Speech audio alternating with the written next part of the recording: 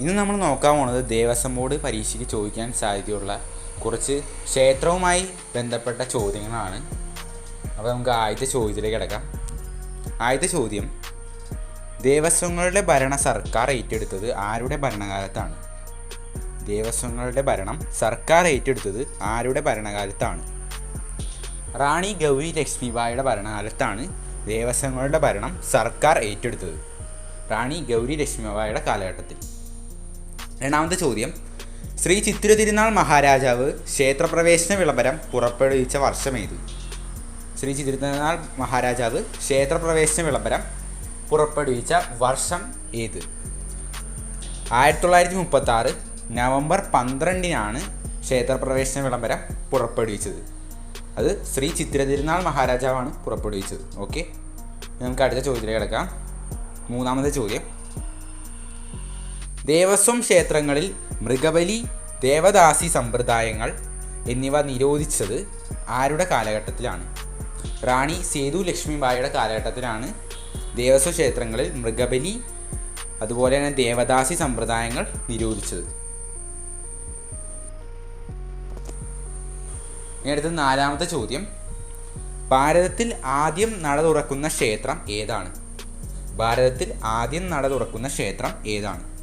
തിരുവാർപ്പ് ശ്രീകൃഷ്ണ ക്ഷേത്രമാണ് ഉത്തരമായിട്ട് വരുന്നത്. തിരുവാർപ്പ് ശ്രീകൃഷ്ണ ക്ഷേത്രം, അവിടെയാണ് ഭാരതത്തിൽ ആദ്യം നട തുറക്കുന്ന ക്ഷേത്രം.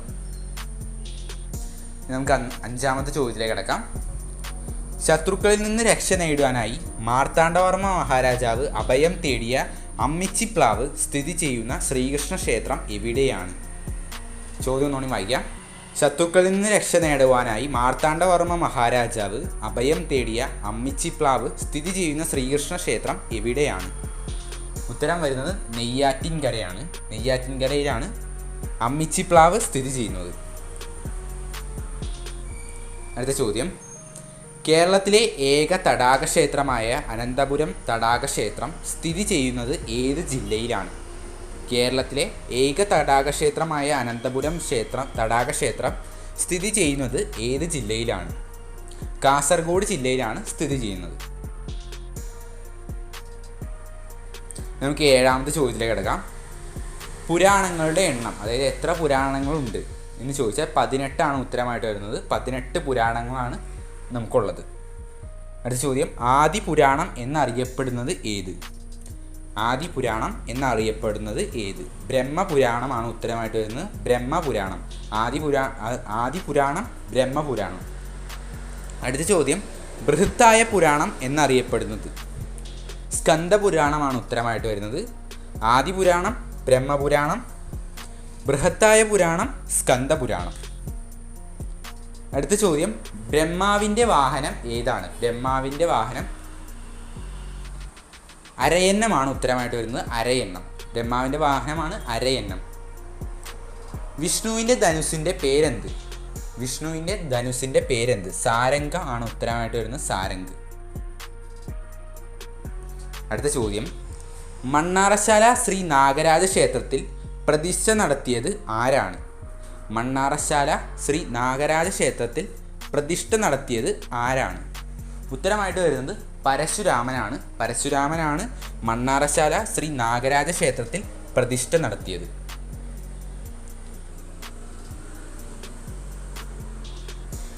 ഇനി നമുക്ക് 13ാമത്തെ ചോദ്യത്തിലേക്ക് കിടക്കാം. കേരളത്തിലെ ഭദ്രകാളി ക്ഷേത്രങ്ങളുടെ മൂലക്ഷേത്രമായി കരുതുന്ന ക്ഷേത്രം ഏതാണ്? കേരളത്തിലെ ഭദ്രകാളി ക്ഷേത്രങ്ങളുടെ മൂലക്ഷേത്രമായി കരുതുന്ന ക്ഷേത്രം ഏതാണ്? കൊടുങ്ങല്ലൂർ ഭഗവതി ക്ഷേത്രമാണ് ഉത്തരമായിട്ട് വരുന്നത്. കേരളത്തിലെ ഭദ്രകാളി ക്ഷേത്രങ്ങളുടെ മൂലക്ഷേത്രമായി കരുതുന്ന ക്ഷേത്രമാണ് കൊടുങ്ങല്ലൂർ ഭഗവതി ക്ഷേത്രം.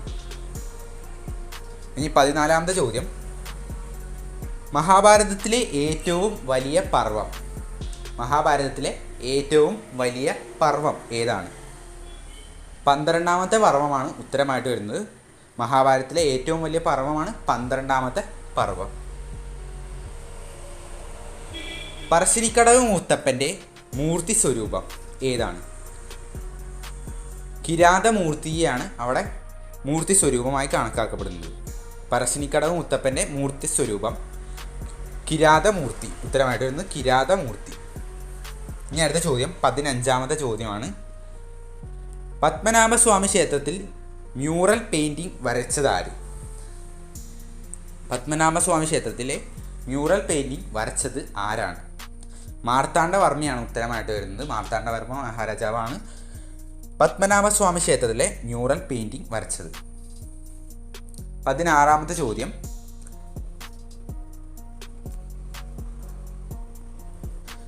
മതിലകം ഗ്രന്ഥവരി ഏത് നാടുമായി ബന്ധപ്പെട്ടതാണ്? മതിലകം ഗ്രന്ഥവരി ഏത് നാടുമായി ബന്ധപ്പെട്ടതാണ്? തിരുവിതാംകൂർ ആണ് ഉത്തരമായിട്ട് വരുന്നത്. തിരുവിതാംകൂർ. ഇനി നമുക്ക് അടുത്ത ചോദ്യത്തിലേക്ക് കിടക്കാം. കേരളത്തിലെ ഏറ്റവും വലിയ സുബ്രഹ്മണ്യ സ്വാമി ക്ഷേത്രം ഏതാണ്? ഹരിപ്പാട് ശ്രീ സുബ്രഹ്മണ്യ സ്വാമി ക്ഷേത്രമാണ് ഉത്തരമായിട്ട് വരുന്നത്. കേരളത്തിലെ ഏറ്റവും വലിയ സുബ്രഹ്മണ്യ സ്വാമി ക്ഷേത്രം ഏതാണ്?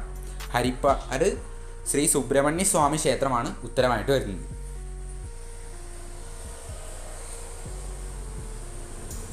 ഇനി നമുക്ക് 18ാമത്തെ ചോദ്യത്തിലേക്ക് കിടക്കാം. മഹാവിഷ്ണുവിനെ വാമന രൂപത്തിൽ പ്രതിഷ്ഠിച്ചുള്ള ക്ഷേത്രം സ്ഥിതി ചെയ്യുന്നത് എവിടെയാണ്? മഹാവിഷ്ണുവിനെ വാമന രൂപത്തിൽ പ്രതിഷ്ഠിച്ചിട്ടുള്ള ക്ഷേത്രം സ്ഥിതി ചെയ്യുന്നത് എവിടെയാണ്? തൃക്കാക്കരയിലാണ് ഉത്തരമായിട്ട് വരുന്നത്. തൃക്കാക്കര. മഹാവിഷ്ണുവിനെ വാമന രൂപത്തിൽ പ്രതിഷ്ഠിച്ചിട്ടുള്ള ക്ഷേത്രം സ്ഥിതി ചെയ്യുന്നത് എവിടെയാണ്? തൃക്കാക്കരയിലാണ്. ഇനി നമുക്ക് അടുത്ത ചോദ്യത്തിലേക്ക് കിടക്കാം. പരശുരാമനാൽ പ്രതിഷ്ഠിതമായ 4 തള്ളി ക്ഷേത്രങ്ങളിൽ ആദ്യത്തേത് ഏത്? ഉത്തരമായിട്ട് വരുന്നത് കോഴിക്കോട് തള്ളി മഹാദേവ ക്ഷേത്രമാണ് ഉത്തരമായിട്ട് വരുന്നത്. പരശുരാമനാൽ പ്രതിഷ്ഠിതമായ 4 തള്ളി ക്ഷേത്രത്തിൽ ആദ്യത്തേത് ഏത് എന്ന് ചോദിച്ചു കഴിഞ്ഞാൽ കോഴിക്കോട് തളി മഹാദേവ ക്ഷേത്രമാണ് ഉത്തരമായിട്ട് വരുന്നത്. ഇനി അടുത്ത ചോദ്യം,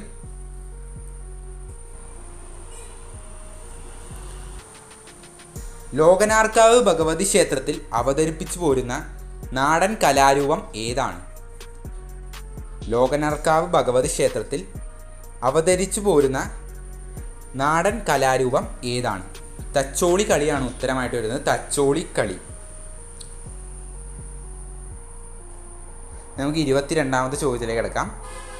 വർഷത്തിൽ 6 മാസം തുറക്കുകയും 6 മാസം അടച്ചിടുകയും ചെയ്യുന്ന ക്ഷേത്രം ഏതാണ്? ഉത്തരമായിട്ട് വരുന്നത് ബദ്രിനാഥാണ് ഉത്തരമായിട്ട് വരുന്നത്. വർഷത്തിൽ 6 മാസം തുറക്കുകയും 6 മാസം അടച്ചിടുകയും ചെയ്യുന്ന ക്ഷേത്രമാണ് ബദ്രിനാഥ്. അടുത്ത ചോദ്യം, സ്ത്രീകൾ ഒന്നിച്ച് പൊങ്കാലയിട്ട് ഗിന്നസ് ബുക്കിൽ ഇടം നേടിയ ക്ഷേത്രം ഏതാണ്? സ്ത്രീകൾ ഒന്നിച്ച് പൊങ്കാലയിട്ട് ഗിന്നസ് ബുക്കിൽ ഇടം നേടിയ ക്ഷേത്രം ഏതാണ്? ആറ്റുങ്കൽ ദേവി ക്ഷേത്രമാണ് ഉത്തരമായിട്ട് വരുന്നത്. ഇവിടെ കുംഭമാസത്തിലെ പൂരം നക്ഷത്രത്തിലാണ് ഈ പൊങ്കാല നടക്കുന്നത്. അപ്പോൾ ചോദ്യം തോന്നി വായിക്കാം. സ്ത്രീകൾ ഒന്നിച്ച് പൊങ്കാലയിട്ട് ഗിന്നസ് ബുക്കിൽ ഇടം നേടിയ ക്ഷേത്രമാണ് ആറ്റുങ്കൽ ദേവി ക്ഷേത്രം. നമുക്ക് 24ാമത്തെ ചോദ്യത്തിലേക്ക് കിടക്കാം. കേരളത്തിലെ ഏക കണ്ണാടി ക്ഷേത്രം ഏതാണ്? കേരളത്തിലെ ഏക കണ്ണാടി ക്ഷേത്രം ഏതാണ്? വയനാട് ജില്ലയിലെ കോട്ടമുണ്ട ജൈന ക്ഷേത്രമാണ് ഉത്തരമായിട്ട് വരുന്നത്. കേരളത്തിലെ ഏക കണ്ണാടി ക്ഷേത്രം ഏതാണ്? വയനാട് ജില്ലയിലെ കോട്ടമുണ്ട ജൈന ക്ഷേത്രമാണ് ഉത്തരമായിട്ട് വരുന്നത്. അടുത്ത ചോദ്യം, ദക്ഷിണ ഇന്ത്യയിലെ ഏക ദുര്യോധന ക്ഷേത്രം സ്ഥിതി ചെയ്യുന്നത് എവിടെയായിട്ടാണ്? ദക്ഷിണ ഇന്ത്യയിലെ ഏക ദുര്യോധന ക്ഷേത്രം സ്ഥിതി ചെയ്യുന്നത് എവിടെയായിട്ടാണ്? മലനാട ക്ഷേത്രം കൊല്ലം ജില്ലയിലാണ് സ്ഥിതി ചെയ്യുന്നത്.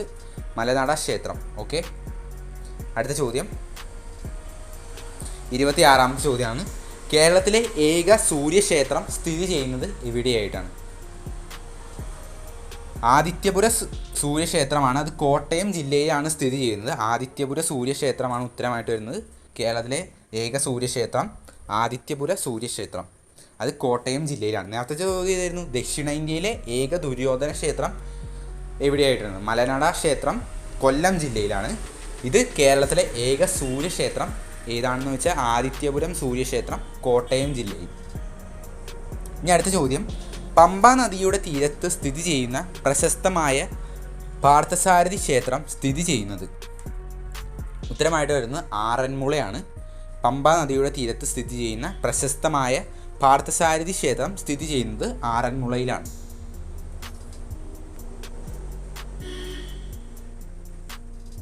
ഇരുപത്തിയെട്ടാമത്തെ ചോദ്യം, പൂരം നടക്കുന്ന തേക്കൻകാട് മൈതാനം എവിടെയാണ്? എല്ലാവർക്കും അറിയാം, തൃശ്ശൂർ ജില്ലയിലാണ് പൂരം നടക്കുന്ന തേക്കൻകാട് മൈതാനം തൃശ്ശൂർ ജില്ലയിലാണ്. ദക്ഷിണ മൂകാംബിക ക്ഷേത്രം എന്നറിയപ്പെടുന്ന ക്ഷേത്രം. ദക്ഷിണ മൂകാംബിക എന്നറിയപ്പെടുന്ന ക്ഷേത്രം ഏതാണ്? പനച്ചിക്കാട് സരസ്വതി ക്ഷേത്രമാണ് ഉത്തരമായിട്ട് വരുന്നത്. ഇത് കോട്ടയം ജില്ലയിലാണ്. പനച്ചിക്കാട് സരസ്വതി ക്ഷേത്രം കോട്ടയം ജില്ലയിലെ ദക്ഷിണ മൂകാംബിക എന്നറിയപ്പെടുന്നത് ക്ഷേത്രം. അപൂർവമായി മാത്രം കാണപ്പെടുന്ന വലതുകാൽ മടക്കിയിരിക്കുന്ന ഗണപതി പ്രതിഷ്ഠയുള്ള ഒരു ക്ഷേത്രം ഏതാണ്? ചോദ്യം ഒന്നുകൂടി വായിക്കാം. അപൂർവമായി മാത്രം കാണപ്പെടുന്ന വലതുകാൽ മടക്കിയിരിക്കുന്ന ഗണപതി പ്രതിഷ്ഠയുള്ള ക്ഷേത്രം ഏതാണ്? പഴവങ്ങാടി ഗണപതി ക്ഷേത്രമാണ് ഉത്തരമായിട്ട് വരുന്നത്. അത് തിരുവനന്തപുരം ജില്ലയിലാണ്. അവിടെ മാത്രമാണ് വലതുകാൽ മടക്കിയിരിക്കുന്ന ഗണപതി പ്രതിഷ്ഠയുള്ളത്. ഇനി നമുക്ക് അടുത്ത ചോദ്യത്തിലേക്ക് കിടക്കാം. മകം തൊഴലുമായി ബന്ധപ്പെട്ട ക്ഷേത്രം ഏതാണ്? മകം തൊഴലുമായി ബന്ധപ്പെട്ട ക്ഷേത്രമാണ് ചോറ്റാനിക്കര. ചോറ്റാനിക്കരയാണ് ഉത്തരമായിട്ട് വരുന്നത്. മകം തൊഴലുമായി ബന്ധപ്പെട്ട ക്ഷേത്രം ചോറ്റാനിക്കര. പടയണിക്ക് പ്രസിദ്ധമായ കടമനിട്ട ദേവീക്ഷേത്രം സ്ഥിതി ചെയ്യുന്നത് എവിടെയായിട്ടാണ്? ഏത് ജില്ലയിലായിട്ടാണെന്നാണ് ചോദ്യം. പത്തനംതിട്ടയിലാണ് സ്ഥിതി ചെയ്യുന്നത്. കടമനിട്ട ദേവീക്ഷേത്രം പത്തനംതിട്ടയിലാണ് സ്ഥിതി ചെയ്യുന്നത്. ഇനി നമുക്ക് 33ാമത്തെ ചോദ്യത്തിലേക്ക് കിടക്കാം. അസുരവാദ്യം എന്നറിയപ്പെടുന്നത് ഏത്? എന്ത് ഉപകരണത്തെയാണ്, എന്ത് മ്യൂസിക്കൽ ഇൻസ്ട്രുമെൻറ്റിനെയാണ് അസുരവാദ്യം എന്നറിയപ്പെടുന്നത്? ചെണ്ടയാണ് അസുരവാദ്യം എന്നറിയപ്പെടുന്നത്. 34ാമത്തെ ചോദ്യം. മധ്യ തിരുവിതാംകൂറിലെ ദേവീക്ഷേത്രങ്ങളിൽ അരങ്ങേറുന്ന സംഘടിത കോലം തുള്ളൽ ഏതാണ്? മധ്യ തിരുവിതാംകൂറിലെ ദേവീക്ഷേത്രങ്ങളിൽ അരങ്ങേറുന്ന സംഘടിത കോലം തുള്ളലിനെ പറയുന്ന പേരാണ് പടയണി. പടയണി എന്നാണ് അതിനെ പറയുന്നത്. അടുത്ത ചോദ്യം. കേരളത്തിലെ പഴനി എന്നറിയപ്പെടുന്നത്? ഹരിപ്പാട് ശ്രീ സുബ്രഹ്മണ്യ സ്വാമി ക്ഷേത്രമാണ് ഉത്തരമായിട്ട് വരുന്നത്. കേരളത്തിലെ പഴനി എന്നറിയപ്പെടുന്നത് ഹരിപ്പാട് സുബ്രഹ്മണ്യ സ്വാമി ക്ഷേത്രമാണ് ഉത്തരമായിട്ട് വരുന്നത്. 36ാമത്തെ ചോദ്യം. മ്യൂറൽ പഗോഡ എന്നറിയപ്പെടുന്ന ക്ഷേത്രം ഏതാണ്? മ്യൂറൽ പഗോഡ എന്നറിയപ്പെടുന്ന ക്ഷേത്രം ഏതാണ്? പത്മനാഭ സ്വാമി ക്ഷേത്രമാണ് ഉത്തരമായിട്ട് വരുന്നത്. മ്യൂറൽ പഗോഡ എന്നറിയപ്പെടുന്ന ക്ഷേത്രമാണ് പത്മനാഭ സ്വാമി ക്ഷേത്രം. 37ാമത്തെ ചോദ്യം. ബ്രോസ് പഗോഡ എന്നറിയപ്പെടുന്ന ക്ഷേത്രം? ബ്രാസ് പഗോഡ എന്നറിയപ്പെടുന്ന ക്ഷേത്രമാണ് തിരുവങ്ങാട് ശ്രീരാമ ക്ഷേത്രം. നേരത്തെ ചോദ്യത്തിൽ നിന്നും മ്യൂറൽ പഗോഡ എന്നറിയപ്പെടുന്ന ക്ഷേത്രമാണ് പത്മനാഭ സ്വാമി ക്ഷേത്രം. ഇപ്പോഴത്തെ ചോദ്യം. ബ്രാസ് പഗോഡ എന്നറിയപ്പെടുന്ന ക്ഷേത്രം ഏതാണ്? തിരുവങ്ങാട് ശ്രീരാമ ക്ഷേത്രമാണ് ഉത്തരമായിട്ട് വരുന്നത്. ഇനി അടുത്ത ചോദ്യം. ബ്ലാക്ക് പഗോഡ എന്നറിയപ്പെടുന്ന ക്ഷേത്രം ഏതാണ്? ബ്ലാക്ക് പഗോഡ എന്നറിയപ്പെടുന്ന ക്ഷേത്രമാണ് സൂര്യക്ഷേത്രം കൊണാർക്കിലെ സൂര്യക്ഷേത്രമാണ് ബ്ലാക്ക് പഗോഡ എന്നറിയപ്പെടുന്നത്. ഇനി അടുത്ത ചോദ്യത്തിലേക്ക് കിടക്കാം. വൈറ്റ് പഗോഡ എന്നറിയപ്പെടുന്ന ക്ഷേത്രം ഏതാണ്? ജഗന്നാഥ ക്ഷേത്രം. പുരിയിലെ ജഗന്നാഥ ക്ഷേത്രമാണ് ഉത്തരമായിട്ട് വരുന്നത് വൈറ്റ് പഗോഡ. അപ്പോൾ ഒന്നുകൂടി ഒന്ന് ജസ്റ്റ് റീകോൾ ചെയ്യുക. മ്യൂറൽ പഗോഡ എന്നറിയപ്പെടുന്ന ക്ഷേത്രമാണ് പത്മനാഭസ്വാമി ക്ഷേത്രം. ബ്രാസ് പഗോഡ എന്നറിയപ്പെടുന്ന ക്ഷേത്രമാണ് തിരുവങ്ങാട് ശ്രീരാമ ക്ഷേത്രം. ബ്ലാക്ക് പഗോഡ എന്നറിയപ്പെടുന്ന ക്ഷേത്രമാണ് സൂര്യക്ഷേത്രം കൊണാർക്കിലെ. വൈറ്റ് പഗോഡ എന്നറിയപ്പെടുന്നതാണ് പുരിയിലെ ജഗന്നാഥ ക്ഷേത്രം.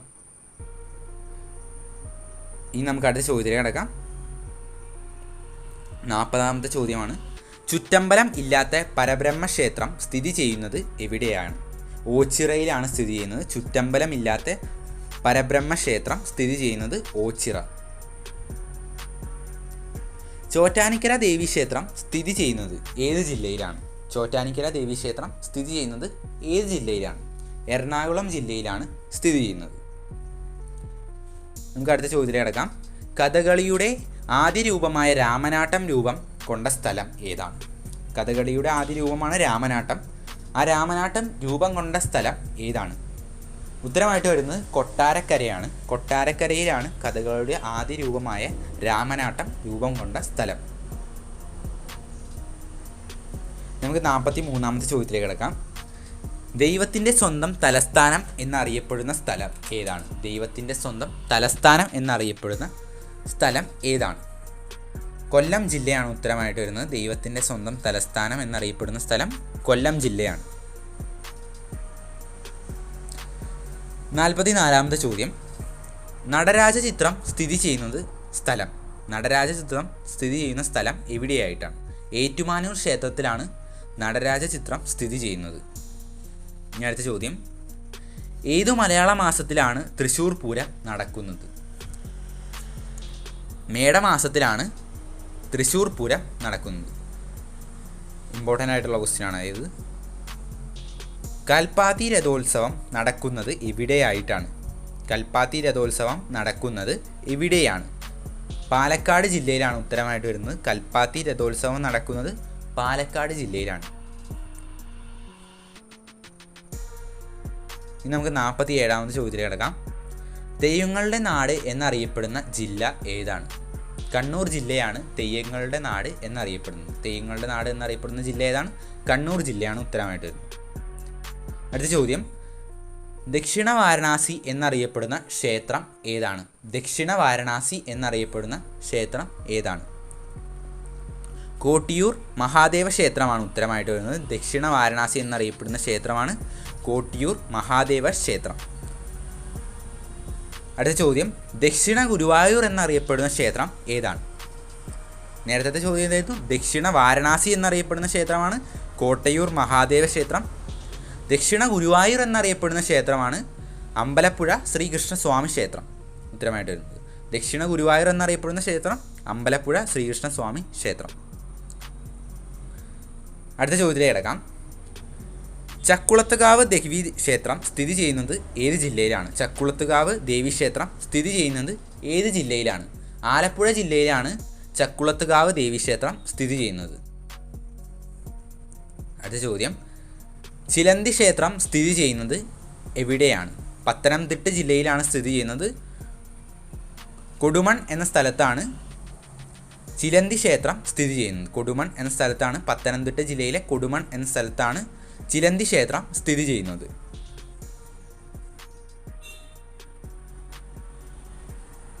ഇനി അടുത്ത ചോദ്യം. ശബരിമല സ്ഥിതി ചെയ്യുന്ന താലൂക്ക് ഏതാണ്? ശബരിമല സ്ഥിതി ചെയ്യുന്ന താലൂക്ക് ഏതാണ്? പത്തനംതിട്ട ജില്ലയിലെ റാണി താലൂക്കിലാണ് ശബരിമല സ്ഥിതി ചെയ്യുന്നത്. റാണി താലൂക്കിലാണ് ശബരിമല സ്ഥിതി ചെയ്യുന്ന താലൂക്ക്.